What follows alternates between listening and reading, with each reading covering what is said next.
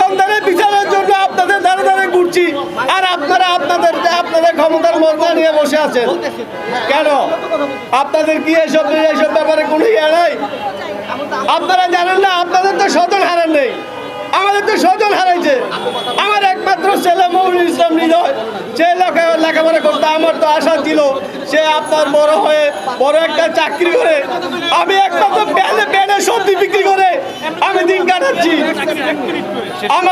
আমার সবজি বিক্রি করে আমার সময় কাটাচ্ছি। আমার ছেলে বড় একটা চাকরি করবে, আমাদেরকে দেখবে, কিন্তু আজকে সব আমার শেষ হয়ে গেল। তাই আমরা বলছি আপনারা আমাদের সন্তানদের বিচার দ্রুত শেষ